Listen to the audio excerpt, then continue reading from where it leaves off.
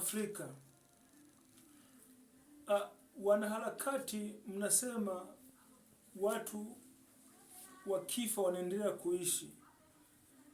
Wewe unayemwamini Mungu usiyumbishwe na hizo, kwani aliyeahidi watu waishi milele nani?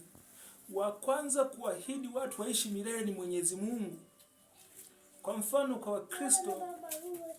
Wakristo ukisoma kitabu cha Yohana sura ya 11 mstari wa 25, Yesu akajibu, mimi ndiye ufufuo na uzima, aniaminie ajapokufa ataishi.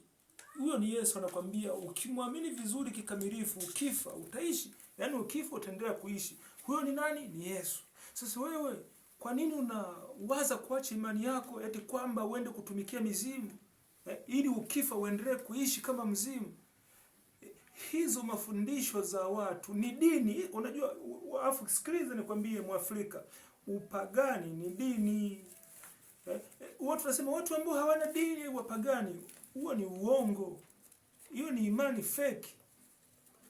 Mbona dini ni mila na desturi. Uwezo ukasema eti kwa sababu ni wapagani wanafanya mila na desturi unasema hawana dini. Wana dini. Ni dini, wanatumikia miungu, ni dini ile. Wewe unayemwamini Mwenyezi Mungu, Mwenyezi Mungu ni hakika amekuahidi. Hata kwa Waislamu Qur'ani inasema kabisa kwamba kuna kiyama, siku ya kiyama watu watafufuliwa. Waliotenda mema wataenda wapi? Peponi. Lakini uhakika wa kuishi, wewe unayemtumainia Mwenyezi Mungu, niamini mimi Mwamerika, na ninakaa hapa kwenye mkeka. Nakwambia nikiwa nimekaa hapa kwenye mkeka, wewe uliyemwamini Mwenyezi Mungu, Mwenyezi Mungu ni hakika. Ukimtumaini vizuri Mwenyezi Mungu, tegemea kuishi milele. Huo ni uhakika. Ukifa utahuishwa, utafufuliwa.